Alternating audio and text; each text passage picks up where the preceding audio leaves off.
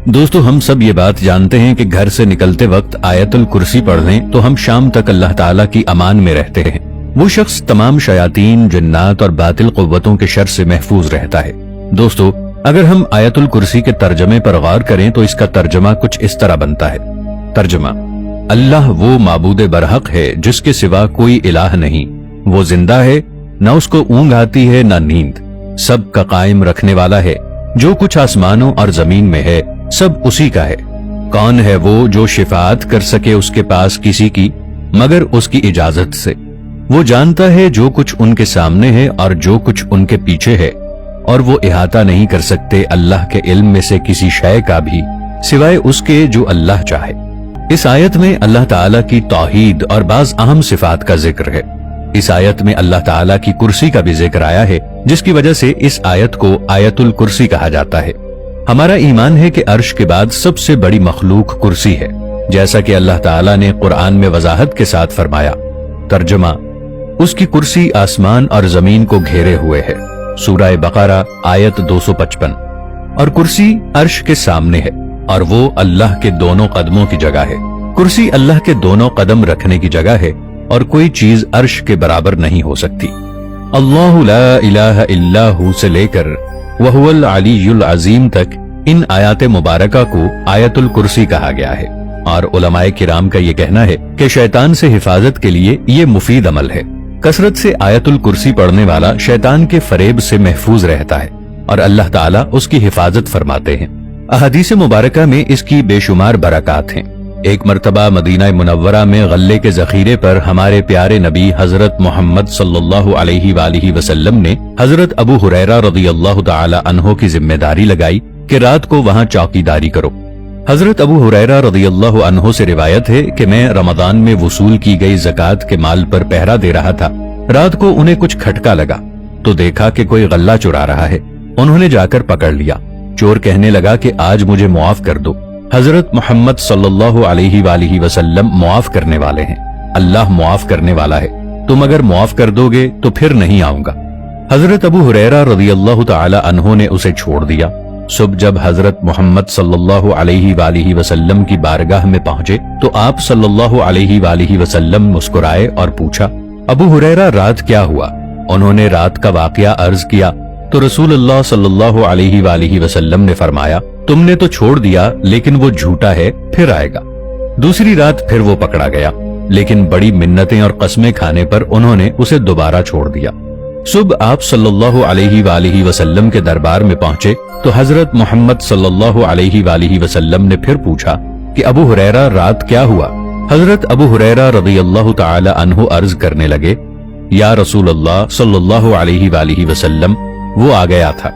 आप सल्लल्लाहु अलैहि वसल्लम का फरमान बरहक था। मैंने पकड़ भी लिया लेकिन उसने बड़े वासिते दिए तो मैंने छोड़ दिया। हुजूर सल्लल्लाहु अलैहि वसल्लम खामोश हो गए।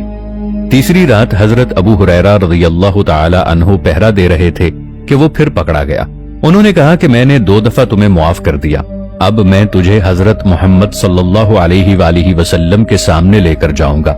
वो कहने लगा, अगर मैं तुम्हें एक बात बता दूं कि शैतान तुम्हारा कुछ न बिगाड़ सके तो फिर मुझे छोड़ दोगे? उन्होंने कहा, हाँ बता दो। कहने लगा, जब रात को इशा की नमाज से फारिग होकर सोते हो तो आयतुल कुर्सी पढ़कर दरवाजा बंद कर दिया करो, शैतान दाखिल नहीं होगा। कहने लगे, वादा कर लिया था छोड़ देता हूँ, लेकिन फिर ना आना। सुबह हुई तो हुजूर सल्लल्लाहु अलैहि वसल्लम ने पूछा, रात क्या हुआ था? जवाब दिया, या रसूलुल्लाह सल्लल्लाहु अलैहि वसल्लम, वो फिर आ गया था और पकड़ा गया। नबी करीम सल्लल्लाहु अलैहि वसल्लम ने इस्तिफसार फरमाया, फिर छोड़ा क्यों? कहने लगे, या रसूलुल्लाह सल्लल्लाहु अलैहि वसल्लम, उसने मुझसे शैतान से बचाव का नुस्खा बताने पर छोड़ने का वादा लिया था। आप सल्लल्लाहु अलैहि वसल्लम ने फरमाया, वो झूठा था लेकिन आपको सच्ची बात बता गया। हजरत अबू हुरैरा रज़ियल्लाहु ताला अन्हु ने अर्ज की, या रसूलल्लाह सल्लल्लाहु अलैहि वसल्लम, वो कौन था? फरमाया, शैतान था। हजरत उबई बिन काब रज़ियल्लाहु ताला अन्हु से रसूलुल्लाह सल्लल्लाहु अलैहि वसल्लम ने पूछा कि अल्लाह की किताब में सबसे ज्यादा अजमत वाली आयत कौन सी है? हजरत उबई बिन काब रज़ियल्लाहु ताला अन्हु ने जवाब में फरमाया, अल्लाह और उसके रसूल ही को इसका सबसे ज्यादा इल्म है। آپ صلی اللہ علیہ وآلہ وسلم نے دوبارہ یہی سوال کیا۔ بار بار سوال کرنے پر حضرت ابی بن کعب رضی اللہ تعالی عنہ فرماتے، آیت الکرسی۔ حضور اکرم صلی اللہ علیہ وآلہ وسلم نے حضرت ابی بن کعب رضی اللہ تعالی عنہ کے سینے پر ہاتھ رکھ کر فرمایا، اے ابی بن کعب رضی اللہ تعالی عنہ، اللہ تعالیٰ تجھے تیرا علم مبارک کرے۔ حضرت ابی بن کعب رضی اللہ تعالی عنہ فرماتے ہیں کہ میرے پاس کچھ کھجوریں تھیں جو روزانہ گھٹ رہی تھیں۔ ایک رات میں نے پہرا دیا، میں نے دیکھا کہ ایک جانور جو کسی صحت مند اور جوان لڑکے کی طرح نظر آتا تھا، میں نے اس کو سلام کیا، اس نے میرے سلام کا جواب دیا۔ میں نے اس سے پوچھا کہ تو انسان ہے یا جن؟ اس نے کہا میں جن ہوں۔ میں نے کہا کہ ذرا اپنا ہاتھ دو، اس نے اپنا ہاتھ بڑھا دیا، میں نے اپنے ہاتھ میں لیا تو کتے جیسا ہاتھ تھا اور اس پر کتے جیسے بال بھی تھے۔ میں نے پوچھا تم یہاں کیوں آئے ہو؟ اس نے کہا تم صدقے کو پسند کرتے ہو اور میں تمہارے مال کو لینے آیا ہوں تاکہ تم صدقہ نہ کر سکو۔ میں نے پوچھا کہ تمہارے شر سے بچنے کی کوئی تدبیر ہے؟ اس نے کہا کہ آیت الکرسی اس کا حل ہے، جو شخص شام کو پڑھ لے وہ صبح تک، اور جو صبح کو پڑھ لے وہ شام تک محفوظ ہو جاتا ہے۔ آیت الکرسی میں موجود کرسی کی بات کی جائے تو اللہ تعالیٰ کی یہ کرسی اتنی بڑی ہے کہ جس کی وسعت کے اندر ساتوں آسمان اور زمین سمائے ہوئے ہیں۔ صحیح بخاری و مسلم کی احادیث کا مطالعہ کریں تو معلوم ہوتا ہے کہ عرش اور کرسی بہت عظیم الشان مخلوقات ہیں جو تمام آسمان اور زمین سے کئی گنا بڑے ہیں۔ حضرت ابو ذر غفاری رضی اللہ تعالی عنہ سے روایت ہے کہ انہوں نے حضور اکرم صلی اللہ علیہ وآلہ وسلم سے دریافت کیا کہ کرسی کیا اور کیسی ہے؟ نبی کریم صلی اللہ علیہ وآلہ وسلم نے فرمایا، قسم ہے اس ذات کی جس کے قبضے میں میری جان ہے کہ ساتوں آسمانوں اور زمینوں کی مثال کرسی کے مقابلے میں ایسی ہے جیسے ایک بڑے میدان میں انگلی کا چھلا ڈال دیا جائے۔ دوستو، آپ میں سے اگر کوئی شخص چاہتا ہے کہ اس کا رزق بڑھے، اس کے مال و دولت میں حلال طریقے سے اضافہ ہو، تو وہ شخص فجر سے پہلے تھوڑی تعداد میں آیت الکرسی کا ورد کرے۔ دوستو، لفظ آیت الکرسی کا مطلب ہے بادشاہی کی آیت، کیونکہ اس میں اللہ تعالیٰ کی حکمت اور اس کی طاقت بیان کی گئی ہے۔ آیت الکرسی اپنے معنی کے لحاظ سے انتہائی قوی ہے اور اللہ تعالیٰ کی بادشاہت سے بھرپور ہے۔ اس میں یہ بیان بھی ہے کہ اللہ تعالیٰ نہایت قوی اور قادر مطلق ہے۔ آیت الکرسی انسان کو آفات و بلیات سے محفوظ رکھتی ہے۔ یہ 9 حصوں پر مشتمل ہے اور اللہ تعالیٰ نے ہر حصے کو ایک تسلسل سے بنایا۔ ایک حدیث شریف میں اس کے متعلق یہ بیان ہے کہ جو شخص بھی فرض نماز کے بعد آیت الکرسی پڑھے گا، اس بندے اور جنت کے درمیان صرف اس کی موت حائل ہوتی ہے۔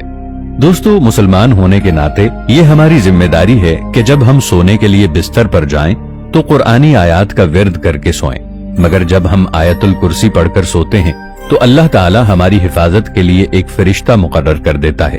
وہ فرشتہ انسان کے پراگندہ خیال اور برے خوابوں سے اللہ کے حکم سے ساری رات انسان کی حفاظت کرتا ہے۔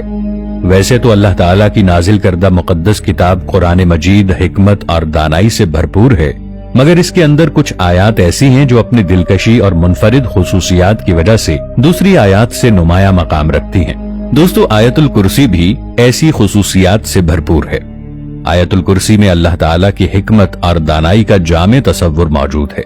اللہ تعالیٰ نے انسانوں پر بے پناہ عنایات کی ہیں۔ انسان پر اللہ تعالیٰ کی ایسی عنایات ہیں کہ ان کا احاطہ کرنا ناممکن ہے۔ اللہ تبارک و تعالیٰ نے انسانوں کو بے شمار نعمتوں سے نوازا ہے۔ اللہ تعالیٰ کی ایک ایک نعمت اتنی بڑی ہے کہ ہم اس کا جتنا بھی شکر ادا کریں کم ہے۔ سورۃ الانفال میں اللہ تعالیٰ کا ارشاد ہے، جس کا مفہوم ہے کہ جو نعمت اللہ کسی قوم کو عطا کرتا ہے، جب تک وہ خود اپنے دلوں کی حالت نہ بدل ڈالیں، اللہ بھی ان کی حالت نہیں بدلتا، اور بے شک اللہ سنتا اور جانتا ہے۔